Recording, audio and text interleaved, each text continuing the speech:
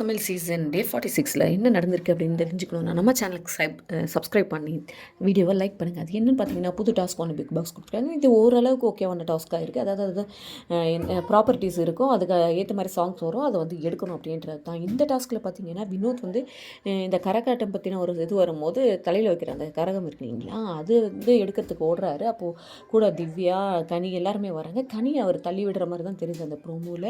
ஆனால் அவர் என்ன சொல்கிறாருன்னா, நான் தள்ளி விடல, தெரியாமல் தான் இடித்தேன் அப்படின்ற மாதிரி சொல்கிறாங்க. ஆனால் திவ்யா வந்து நான் பார்த்தேன், அவர் தள்ளி தான் விட்டாருன்றாங்க. அதே போல் இங்கே இருக்கிற சாண்ட்ராவாக இருக்கட்டும், வியானாவாக இருக்கட்டும், இல்லை நீங்கள் தள்ளி தான் விட்டீங்க, இது வந்து இன்டென்ஷனலாக பண்ண மாதிரி தான் இருக்குது அப்படின்றாங்க. கனியும் வந்து காலில் அடிப்பட்டது போல் இருக்குது, இவர் தள்ளி தான் விட்டார், நானுமே சொல்கிறேன் அப்படின்ற மாதிரி சொல்கிறாங்க. கானா வினோத்துக்கும் இது ஒரு பெரிய ட்ராபேக்காக இருக்குமா, இல்லை மற்றவங்களுக்கு வந்து இது ஒரு செட்பேக்காக இருக்குமா அப்படின்றத நம்ம இதில் பார்க்கும்போது தான் தெரியும். ஆனால் வந்து இப்போ சோஃபார் வந்து கானா வினோத்தும் சரி, அரோராவும் சரி இந்த டாஸ்கில் செமையாக பண்ணிக்கிட்டு இருக்காங்க அப்படின்றது தான் நமக்கு இது மூலயமா தெரிய வருது.